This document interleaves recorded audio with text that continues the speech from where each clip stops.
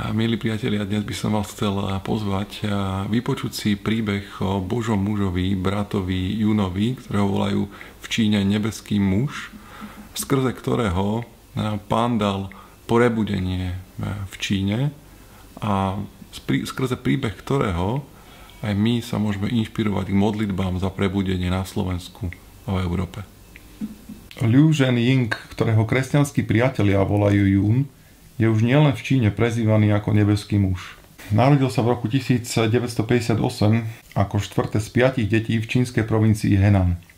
V roku 1949 sa Čína stala komunistickou krajinou. V priebehu niekoľkých rokov boli všetci misionári z Číny vyhostení a tak ako v našich krajinách boli tisíce čínskych pastorov uväznených, pričom mnohí prišli o život. V domovskej oblasti brata Juna boli kresťania verejne ukrižovaní na stenách modlitební za to, že odmietli zaprieť Krista. Iní boli priviazaní za vozidlo či koňa a boli za nimi vláčení, dokým nezomreli. Názornosť krútosti prenasledovania vykresľuje v provincii Zhejiang v roku 1950 príklad, keď zo 49 pastorov, ktorí boli odsúdení za tzv. Zločin kázania evanjelia, boli mnohí z nich odsúdení až na 20-ročné tresty. Zo 49 pastorov sa vrátil domov jediný. V roku 1958 vláda zrušila všetky verejne pôsobiace cirkvi. Maova manželka Yang Qing informovala zahraničných návštevníkov, že kresťanstvo v Číne je iba v historických sekciách múzea. Je mŕtve a pochované. V roku 1970 americká kresťanská delegácia pri návšteve Číny oznámila: v Číne nie je jediný kresťan. Pán povolal Juna nasledovať ho, keď mu bolo 16. Písal sa rok 1974 a v Číne zúrila kultúrna revolúcia. Junov otec bol v tom čase veľmi chorý. Trpel ťažkou astmou, ku ktorej sa postupne pridala rakovina pľúc a neskôr podľa diagnóz lekárov sa rakovina ďalej rozšírila a zasiahla žalúdok. Lekár im oznámil, že liečba už nie je možná a otec skoro umrie. Otcová choroba a náklady na jeho lieky pripravila Junovú rodinu o všetky peniaze, majetok a energiu. Kvôli prežitiu boli nútení žobrať o jedlo u susedov a priateľov. Junova matka, ktorá v tom čase bola pod veľkým tlakom a hroznou perspektívou, že bude sama vychovávať 5 detí, zvažovala samovraždu. Jednu noc, keď zaspávala, počula hlas plný súcitu, ktorý jej hovoril: Ježiš ťa miluje. Poklakla na zem a v slzách konala pokánie zo svojich hriechov a opätovne vydala svoj život Pánovi Ježišovi. Zavolala okamžite svoju rodinu k modlitbe a povedala, že Ježiš je jedinou nádejou pre otca a popísala im, čo sa jej stalo. Všetci v tom momente vydali svoj život Bohu a po zvyšok noci volali v jednoduchej modlitbe: Ježišu, uzdrav otca. Ježišu, uzdrav otca. Nasledujúce ráno otec zistil, že sa cíti oveľa lepšie a že po mnohých mesiacoch má chuť k jedlu. V priebehu jedného týždňa nebolo v tele Junovho otca ani stopy po rakovine. Bol to Boží zázrak. Junovi rodičia poslali deti, aby zavolali všetkých známych a príbuzných k ním domov. Potom, ako im podrobne popísali, ako bol otec po modlitbe k Ježišovi uzdravený, všetci príbuzní a známi poklakli na podlahu a s radosťou prijali Ježiša za svojho pána a majstra. Junova matka, ktorá sa nikdy nenaučila čítať a písať, sa stala prvým kazateľom v dedine. Mnohí z dnešných významných vedúcich čínskej cirkvi sa poprvýkrát stretli s pánom prostredníctvom služby Junovej matky. V celej Číne bolo v tom čase iba niekoľko Biblií. Jun začal veľmi túžiť po vlastnej Biblii ako zdroji učenia Ježiša Krista. Na radu jedného bývalého väzneného pastora sa začal postiť a plakať pred pánom za Bibliu, ktoré by mohol poznávať pána. 100 dní sa Jun postil, takže ráno a do obeda nič nejedol a nepil. Každý večer zjedol iba misku varenej ryže. Po 100 dňoch mu pán dal živý sen, ktoromu dvaja muži darovali Bibliu. Keď sa Jun zo živého sna zobudil, začal Bibliu v dome hľadať. Nenašiel ju a začal tak hlasno plakať, že za ním prišli rodičia. Rodičia si mysleli, že sa z túžby zbláznil a plakali s ním. Na to niekto zaklopal na dvere a dvaja muži presne tí istí zo sna odovzdali Junovi Bibliu. Neskôr sa dozvedel, že Boh vo videní prehovoril k jednému čínskemu evangelistovi, že má dať svoju skrytú a zakopanú Bibliu mladému Junovi. Jun začal intenzívne čítať Bibliu a potom, čo ju prečítal, sa začal učiť evanjelia naspamäť. Matúšovo evanjelium sa naučil za 28 dní. Následne sa naučil naspamäť zvyšné 3 evanjelia a skutky apoštolov. V deň, keď Jún rozímal nad prvou kapitolou skutkov apoštolských, Pán k nemu vo sne prehovoril, že sa ho chystá poslať na západ a na juh, aby tam hlásal evanjelium a bol jeho svedkom. Vo sne stretol aj mladého muža, ktorý mu povedal svoje meno, vek a názov dediny, odkiaľ pochádza, a tomuto mladému mužovi slúbil, že k ním príde zajtra do dediny kázať. Máme doma povedal, že mal sen, v ktorom ho Pán povolal k ohlasovaniu evanjelia a že dnes k ním domov príde mladý muž, ktorý bude mať 24 rokov, volá sa Yu Ying Chai a má ho uvítať, kým sa Jún nevráti z dediny, ktorej sa už 3 dni modlia a postia, aby ho k ním Pán poslal, pretože má nebeskú knihu. Jeho prvá kázeň bola recitáciou celého Matúšovho evanjelia a spievaním piesní Bohu na slávu, ktorému Boh vnúkal a ktoré sa nikdy predtým neučil.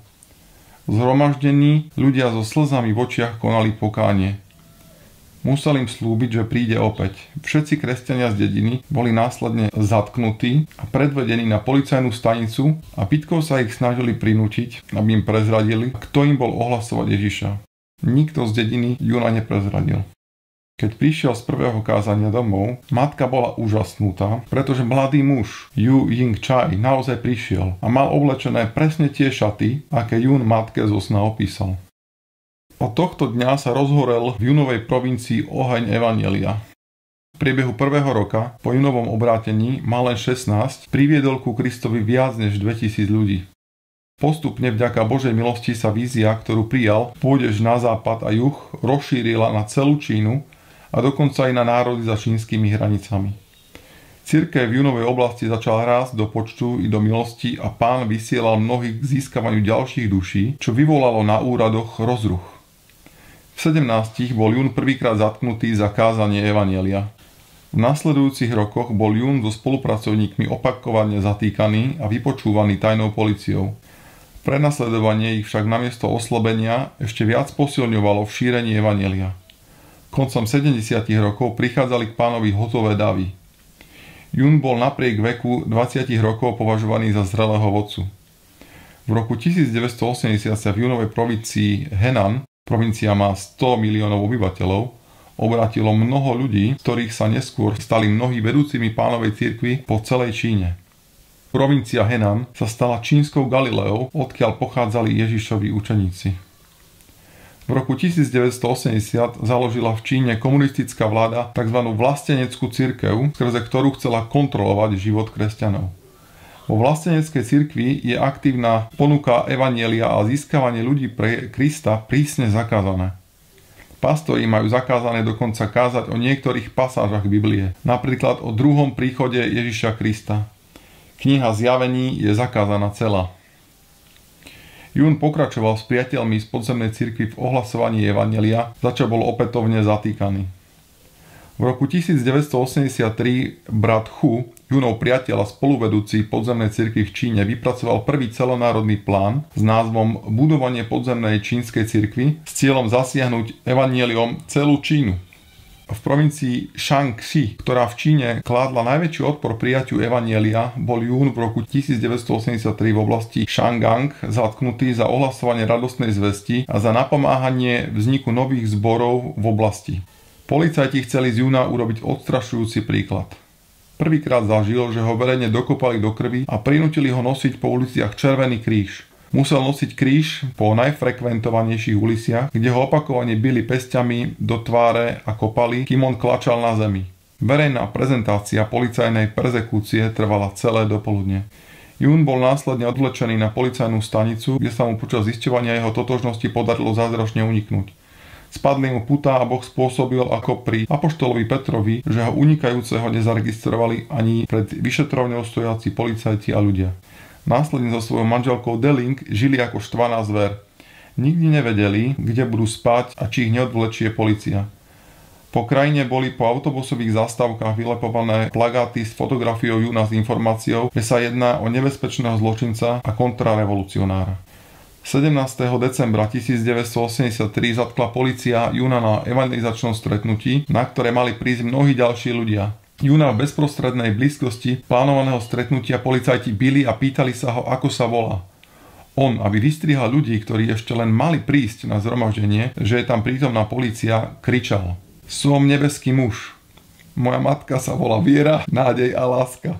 Na tohto upozorňujúceho výkriku bratia v podzemnej cirkvi začali Júna prezývať nebeský muž, pretože týmto výkrikom ochránil a vystrihal svojich bratov pred zatknutím. Jún bol uväznený a dozorcovia vo väzení skúšali na Júnovi bojové umenia. Kopali ho nohami, bili pesťami, šľapali mu na hruď a na slabiny. Používali aj elektrické obušky s cieľom, aby zistili Júnovo meno a mená jeho spolupracovníkov. Jún rozímal nad slovami písma z Rimanov 8. kapitoly 35. veršu.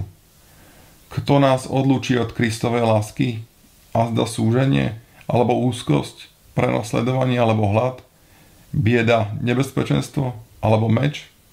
Keď polícia zistila, že Jún je hľadaným zločincom pochádzajúcim z provincie Henan, bol Jún triumfálne prevezený do väzenia v Nanyangu. Hneď prvý deň v nanyangskej väznici Jún dospel k záveru, že Boh si praje, aby sa modlil a postil za odpustenie svojich hriechov a za šírenie evanjelia, aby tisíce duší mohli zakúsiť spasenie a aby podzemná cirkev v Číne zakúšala víťazstvo.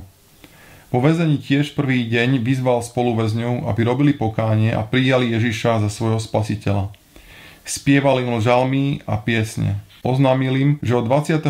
januára 1984 sa bude postiť tak, že nebude príjmať ani vodu, ani stravu a že si jeho prídel majú rozdeliť medzi sebou a nepovedať o tom dozorcom. Júnov pôst bez vody a jedla trval ľudsky nemožných 74 dní. Na výsluchy a pravidelné neľudské ukrutné bitky ho nosili spoluväzni. Júnovo telo sa zmenšovalo a slablo, ale jeho duch rástol a posilňoval sa. Dozorcovia prislúbili väzňom výhody, ak budú k Júnovi tvrdí. Väzni močili a robili potrebu Júnovi na hlavu, smiali sa pritom a urážali ho. Jún bol natoľko zoslabnutý, že už nevládal ani protestovať. Pri tom všetkom rozímal nad Kristovým utrpením a snažil si uvedomiť, že okoľko viac za neho trpel Kristus. Počas výchádzok dozorci kázali hádzať Júna do septiku, kde sa zhromažďovali výkaly všetkých väzňov a nútili ho, aby v septiku urobil potrebu. Prevaloval sa v ňom a plazil sa v ňom. Pretože však dlho nejedol a nepil, bolo to pre neho nemožné. V tom čase vážil asi 30 kg. Dozorcovia mu znovu a znovu dávali elektrické šoky a kopali ťažkými pokovovanými čižmami až do bezvedomia. Väzni medzi sebou diskutovali a stavkovali, ako dlho ešte bude Jún schopný žiť a kedy zomrie. Vedenie väznice zmenilo taktiku a pozvalo Júnovú rodinu, manželku, matku a sestru a 6 ďalších príbuzných do väzenia, aby povzbudili Júna k tomu, aby začal jesť a hovoriť. Na stretnutí 7. apríla 1984 rodina najprv Júna nespoznala. Manželka vyhlásila, že toto nie je jej muž a sestra, že toto nie je jej brat. Až matka spoznala syna na základe materského znamienka. Tak veľmi bol Jún zúbožený. Bol na konci fyzických a už aj psychických síl. Myslel si, že sa blíži jeho koniec a lúčil sa s rodinou. Po 74 dňoch prerušil pôst a zo sušienok a hroznovej šťavy slávil s rodinou vo väzení Večeru Pánovu. Keď sa vrátil k spoluväzňom, prehovoril k ním, že Boh ho poslal do väzenia prevažne kvôli ním. V cele boli muži odsúdení za vraždu, znásilnenie a bol tam aj jeden moslim. Všetci videli, že nezjedol zrniečko ryže a nevypil dúšok vody a spýtal sa ich, či za posledných niekoľko tisíc rokov videli niekoho, kto by takto prežil 74 dní. Povedal spoluväzňom, že Boh sa nad nimi zľútúva a ponúka im príležitosť k odpusteniu ich hriechov. Počnúc vedúcim cely robili všetci pokánie a pýtali sa, čo majú robiť, aby boli spasení. Atmosféra cely sa od toho momentu úplne zmenila. Zo spoluväzňov sa stali aktívni šíritelia evanjelia. Každú príležitosť venovali k zdieľaniu evanjelia väzňom z iných cieľ. Takto sa evanjelium šírilo po väznici a mnohí robili pokánie a uverili v Pána. Jún začal vo väzení vychovávať nových veriacich. V tom čase sa Júnovi narodil syn Izák. Júna odsúdil súd na 4 roky väzenia a ťažkých prác. Presúvali ho po rôznych väzniciach a všade Božou milosťou získaval veľký počet väzňov pre Krista, ktorých životy boli následne Božou mocou úplne premenené. 25. januára 1988 bol presne po 4 rokoch Jún prepustený z väzby. Jun pokračoval v ohlasovaní evanjelia, avšak musel pravidelne na polícii hlásiť svoj pohyb a aktivity. V správnej oblasti Nanyangu, kde Jun slúžil, sa diali mnohé zázraky. Rozhorel sa oheň Ducha Svätého a tisíce ľudí sa obrátili k Pánovi. Rok 1989 bol pre podzemnú cirkev v Číne kľúčovým rokom. Masaker, ktorý sa odohral 4. júna 1989 na námestí Tiananmen, zdiskreditoval komunizmus v očiach miliónov Číňanov a motivoval ich, aby hľadali duchovnú pravdu. S rozličnými spôsobmi explodovala moc Ducha Svätého a veľké počty aj vzdelaných študentov sa túžilo pripojiť ku kresťanskej cirkvi. Čínska podzemná cirkev začala spolupracovať so zahraničnými cirkvami, najmä v ilegálnom zásobovaní čínskych biblií, a prišlo aj pár zahraničných kazateľov. Zahraniční kazatelia však boli schopní kázať väčšinou len 45 minút a v podzemnej cirkvi boli ľudia zvyknutí a túžili počúvať niekoľkohodinové kázne od čínskych kazateľov. Žiadali zahraničných partnerov, aby posielali len takých kazateľov, ktorí dokážu kázať súvisle niekoľko hodín. Jun od prepustenia z väzenia do mája 1991 ohlasoval Pána a jeho evanjelium po celej Číne a zástupy ľudí vydávali svoj život Bohu. V máji 1991 vláda zahájila opäť silné prenasledovanie podzemnej cirkvi. Jun bol v máji zatknutý a obvinený na súde z vážneho narušovania spoločenského poriadku. Bol odsúdený na 3 roky väzenia a deportovaný do dánskeho väzenského pracovného tábora. Vyhrážali sa mu, že ak bude vo väzení ohlasovať evanjelium, že mu dajú takú príučku, že na ňu nikdy nezabudne. Spoluväzni, ako to bolo na úvod zvykom, ho ako nového väzňa kruto zmlátili. Vo väzení bolo veľa väzňov podvýživených a chorých. Jun sa začal venovať chorým, predstieral, že je masér a popri masírovaní im ohlasoval evanjelium. Mnohí prijali do svojho života Ježiša a boli uzdravení. Dokonca aj väzenská lekárka s rodinou prijala Ježiša do svojich životov. V marci 1992 prišla do väzenia Juna navštíviť manželka Deling, syn Izák a 7-mesačná dcéra Yilin. Dozorcovia ich ponižovali a urážali. Izák mal to isté oblečenie, čo v čase jeho zatknutia. Z oblečenia bol vyrastený a mal veľmi deravé topánky. Všetci členovia jeho rodiny boli extrémne vychudnutí, keď Jun videl úbohý stav svojej rodiny a keď mu Izák povedal, že učiteľka hovorí ostatným deťom, že Izák a jeho rodina veria v Ježiša ako hlupáci a že spolužiaci sa mu vysmievajú, že jeho otec je sprostý kriminálnik, Jun už neubránil svoje emócie. Pred rodinou a pred dozorcami si klakol na zem, zaboril tvár do dlani a nahlas plakal. Jun zakúsil v živote veľa mučenia a tríznenia. Strkali mu do úst elektrický obušok, kopali a bili ho tak, že túžil umrieť. Avšak najťažšie, čo zažil, bol pohľad na jeho zúboženú rodinu. Vzhľadom na nedostatok jedla boli vychudnutí na kosť, mali na sebe len handry a všetci veľmi trpeli. Juna prepustili 25. mája 1993 z dánskeho väzenia po 2 rokoch za dobré správanie. Následne dal Boh Junovi, ktorý trávil čas v pôste a modlitbách, víziu, že má založiť čerpacie stanice Ducha Svätého. Spolu s ďalšími vedúcimi podzemnej cirkvi tak začali systematicky pripravovať nových služobníkov pre šírenie evanjelia, tzv. Čerpacie stanice Ducha Svätého. Vo výukovom stredisku proroka Samuela museli mladí účastníci prečítať celý Nový zákon a naučiť sa denne 1 kapitolu naspamäť. Do mesiaca vedeli účastníci Matúšovo evanjelium naspamäť, učili sa účastníkov modliť a niesť bremeno za stratené duše. Títo mladí služobníci boli prijímaní s otvorenou náručou po celej Číne. Priateľský zbor v podzemnej cirkvi Zhanga Ronglinga zahájil hnutie s názvom Mesiac evanjelia. Každý člen mal ku Kristovi priviesť aspoň 3 ľudí, vedúci 5. Za prvý mesiac služby pokrstili 13 000 nových veriacich. Za 2 roky od začiatku hnutia bolo pokrstených 123 000 ľudí. Nasledujúci rok boli svedkami ešte väčšieho rastu.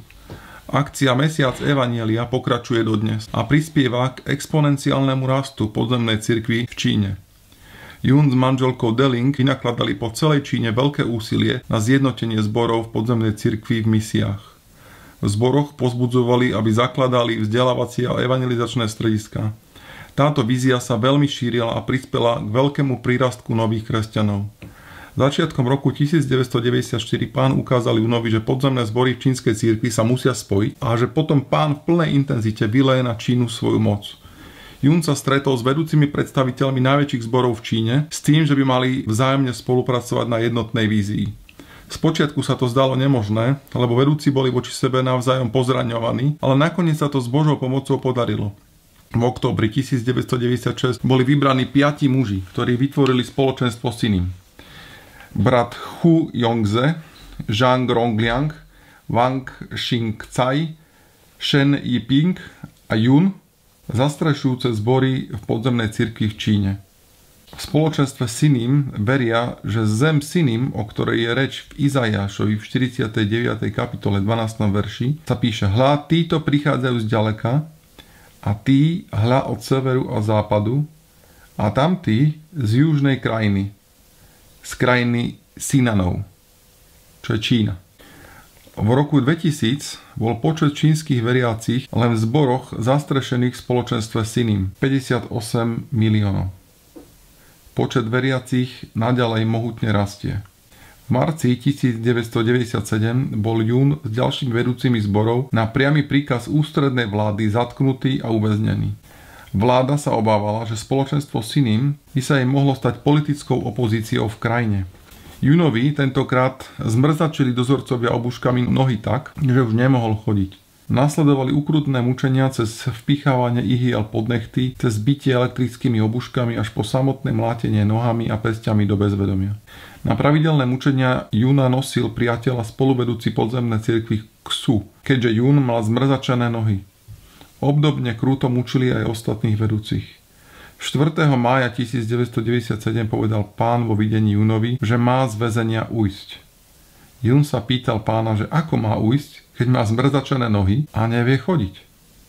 Pán mu povedal, že on je Petrov Boh. Yun 5. mája 1997 zavolal dozorcu, že musí ísť na toaletu.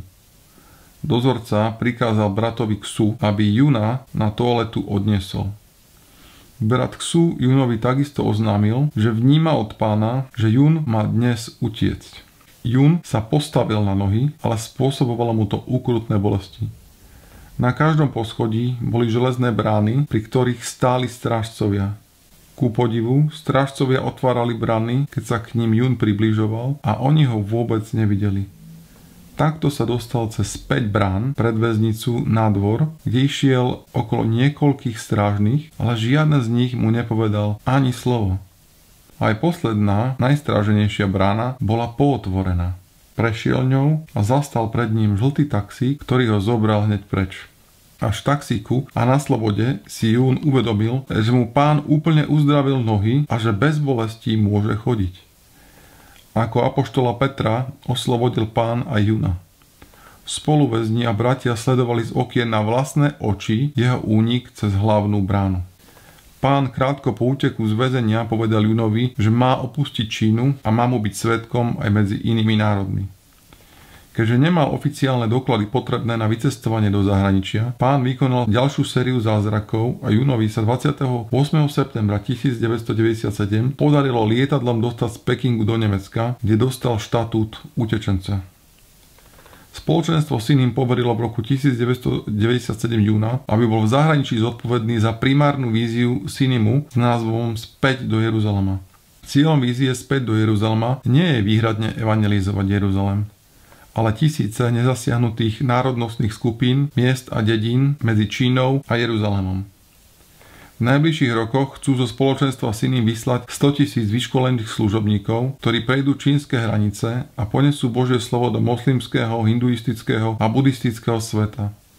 Chcú byť nápomocní aj pri prebudení spiacich cirkví na západe.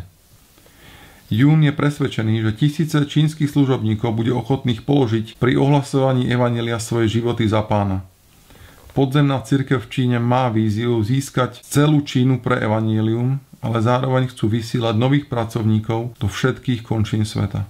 Každý misionár hnutia Späť do Jeruzalema je vyučený v niekoľkých hlavných oblastiach. Po prvé, ako trpieť a zomrieť pre Pána. Po druhé, ako byť Pánovým svedkom, ako účinne svedčiť za akýchkoľvek okolností vo vlaku, v autobuse alebo dokonca v zadnej časti policajného auta cestou na popravisko. Po tretie, ako pre Pána utekať. Vedia, že niekedy ich Pán posiela do väzenia svedčiť, avšak niekedy sa pre šírenie evanjelia nesmú nechať chytiť. Učia sa, ako sa dostať z pút a ako vyskočiť z okna prvého poschodia aj s pútami za chrbtom a nezraniť sa pritom. Jun cestoval a kázal v mnohých krajinách slobodného sveta. V roku 2000 Juna v Kanade anonymom rozposlaným na vedúcich zborov a cirkvi obvinili, že je podvodník a judáš, ktorý vyzradil mená vedúcich podzemnej cirkvi. Vedúci zborov zvažovali, že zrušia jeho kazateľské turné po Kanade. Do 24 hodín prišlo písomné potvrdenie od bratov vedúcich podzemnú cirkev v Číne, že obvinenia sú nepodložené a zároveň potvrdili, že Jun je splnomocnený predstaviteľ spoločenstva Sinim. Jun poznamenal, že v Číne sú kresťania prenasledovaní bitím a väzením. Tu na západe sú prenasledovaní slovami. Nový druh prenasledovania nebol pre Juna vôbec nesiteľnejší ako fyzické prenasledovanie v Číne. Bol iba iný. Jun tvrdí, že rast v kresťanskej zrelosti veľmi závisí na postoji, ktorý zaujímame, keď čelíme utrpeniu. Učí, že v Kristovi môžeme vyrásť do takej úrovne, že sa budeme smiať a radovať, keď nás ľudia začnú osočovať, pretože budeme vedieť, že nie sme z tohto sveta a že naša istota je v nebesiach. Čím viac budeme pre jeho meno prenasledovaní, tým väčšiu odmenu v nebesiach obdržíme. Príjmime utrpenie ako priateľa. Keď nás ľudia očierňujú, radujme sa a jasajme. Keď vás preklínajú, žehnajme. Keď prechádzame bolestnou skúsenosťou, privítajme ju a budeme slobodní. Jun sa stretol vo svete s učením o evanjeliu prosperity v mnohých, najmä protestantských zboroch. Evanjelium prosperity je učenie, kedy kazatelia sľubujú, že ak ľudia uveria v Ježiša, budú sa v živote mať aj po materiálnej stránke vždy dobre. Jun vyučuje, že učenie evanjelia prosperity je v príkrom rozpore s evanjelium Ježiša Krista. Vo februári 2001 bol Jun vyzdvihnúť svoju manželku a deti v Myanmare v Barme, kam sa im podarilo z Číny utiecť. Juna opätovne na hranici zatkli a uvrhli do myanmarského väzenia napriek nemeckým dokladom. Súd ho odsúdil na 7 rokov väzenia. V myanmarskom väzení priviedol mnohých zatvrdnutých väzňov k Pánovi. 18. septembra 2001, teda po 7 mesiacoch väzenia, sa podarilo nemeckému veľvyslanectvu vybaviť u myanmarskej vlády odpustenie trestu a Junov prevoz do Nemecka. Dnes Jun so svojou rodinou žije v Nemecku bez vlastného majetku a je pripravený ísť ohlasovať evanjelium všade tam, kde ho Pán pošle. Možno raz sa vráti aj späť do Číny. Podzemná cirkev v Číne čelí krútému prenasledovaniu aj v dnešných dňoch. Jun tvrdí, že aj vďaka prebiehajúcemu vyše 30-ročnému prenasledovaniu, utrpeniu a mučeniu sú dnes veriaci čínskej podzemnej cirkvi pripravení v moslimskom, hinduistickom a buddhistickom svete obetovať svoj život za Ježiša Krista a ohlasovanie jeho evanjelia. Amen.